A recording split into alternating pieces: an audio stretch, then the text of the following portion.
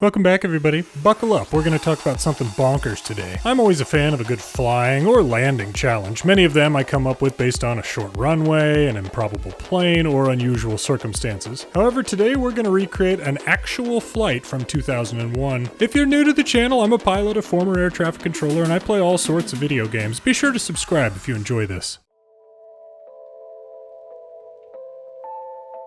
The Azores Glider, as it's known, or more particularly called Air Transit Flight 236, was a flight by an Airbus A-330 flying from Toronto, Canada to Lisbon, Portugal. Unfortunately, it developed a fuel leak during the flight and ended up running out of fuel over the Atlantic Ocean near the Azores. This all happened just a couple weeks before 9/11, so the reporting about it, at least in some parts of the world, was a little bit lax. We're going to attempt to recreate that flight down to the minute. While we don't have an A330, the Boeing 787 will be a suitable substitute for our purposes. The real aircraft had 309 people on board. We'll use that, and we'll assume an average of 200 pounds per person for an average total weight. We will have to approximate where the aircraft was based on incident reports and other data. I'll be performing the approximate maneuvers the pilots did at approximately the same time they did for perspective on how this flight went down. This particular aircraft was flying from Toronto to Lisbon. It left Toronto at midnight 52 Coordinated Universal Time on August 24, 2001. We also know it was cruising during the relevant times at 39,000 feet. At 5:45 UTC, so just under 5 hours into the flight, they diverted from their flight path direct to Lajes Airport in the Azores. While my Portuguese isn't great, it's something similar to Lajes. Lajes, if you want to Americanize it. Now, I haven't been able to find exactly where the plane was when it diverted, so I used a point about 275 miles directly north of Lajes.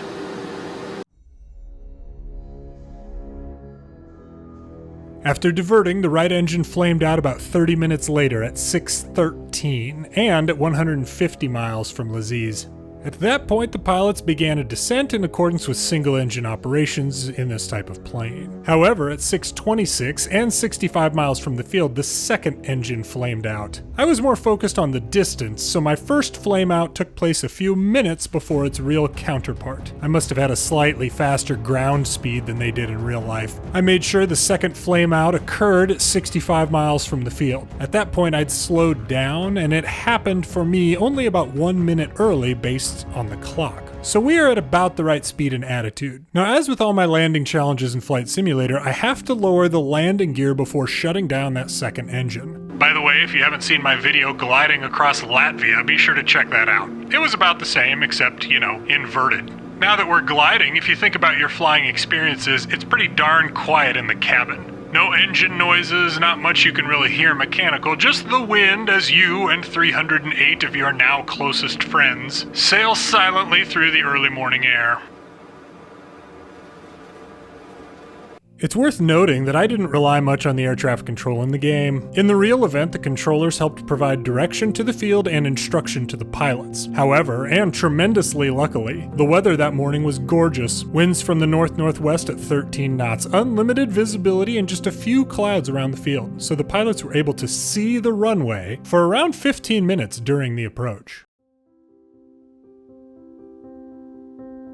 In reviewing the accident reports, it seems they may have diverted from a more easterly position than I used. After radar vectors, they ended up 8 miles from the approach end of runway 33 at 13,000 feet headed west. I overflew the field and ended up heading west only about 5 miles from the runway. As any pilot can appreciate, in an emergency situation with a suitable landing area selected, the problem becomes losing altitude and speed. So the pilots opted for a reported left 360, which was probably more like a 270 and a rollout onto final, combined with S-turns to lose speed and altitude. According to the incident report, the gear was lowered and the flaps were used during these maneuvers. Obviously, at this point, my gear had been down for 65 miles already, and I began adding flaps to deal with my airspeed.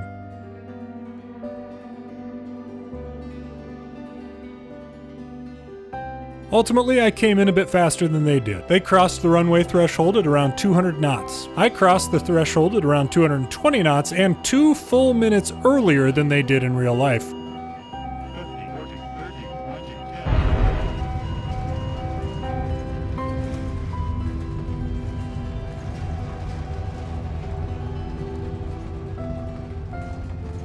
Reports are they hit the runway, bounced, and then applied maximum braking, which popped the tires.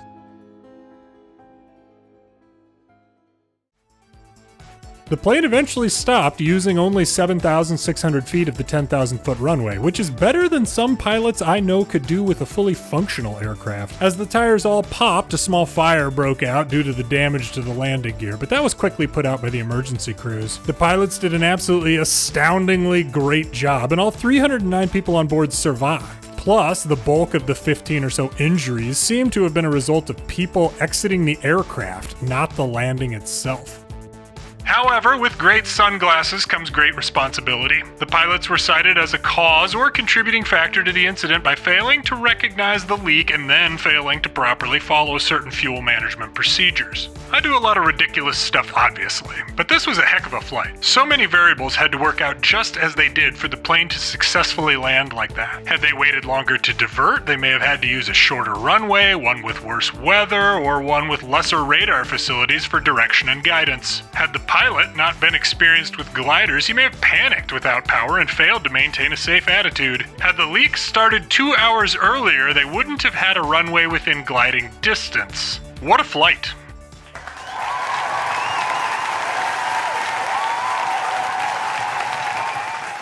Truly an incredible flight.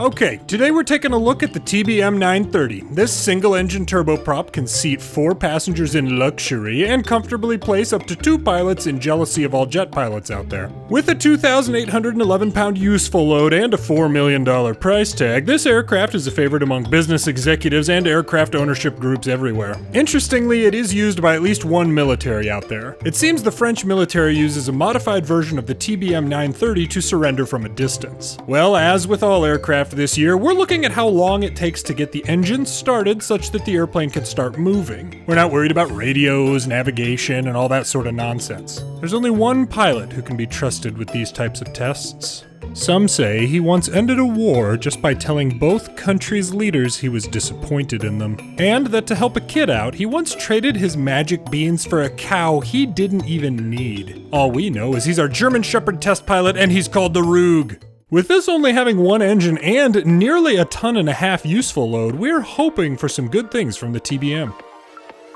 A quick bit of waiting there while the 5 TV screens in the cockpit tune to an assortment of illicit channels. He's got 2 throttle settings to consider here.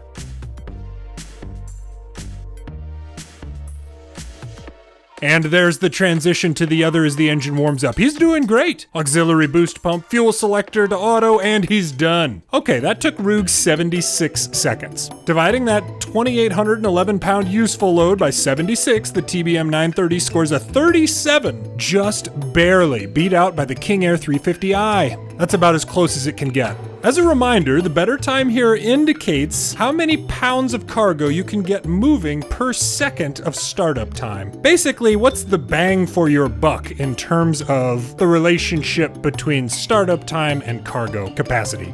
Now, it's worth noting that this little bar in the cockpit right here, Rug told me, this is called the crash bar. Rug mentioned that discussing crashing in a cockpit is always a no-no, so it's a bit odd there would be a part in there involving crashes. This is definitely not for the superstitious. Well, I'm not superstitious, but I'll tell you, I probably won't buy one of these except maybe to cut my grass. Look at how little ground clearance that propeller has. According to the pilot's operating handbook, it has 8.15 inches of clearance from the blade to the ground on flat surfaces. That's just a little bit too close for me. I've been on taxiways with uneven cement at big airports that could result in a prop strike with something that low. Particularly looking at that nose wheel. The only time I've seen something like that was when I got shot down in an A-10 and tried to land on a road. Maybe next time we'll look at a favorite plane of ours here at Full Throttle. And on that cliffhanger, it's time to end. Be sure to subscribe and share the video if you enjoyed this. I'll talk to you next time.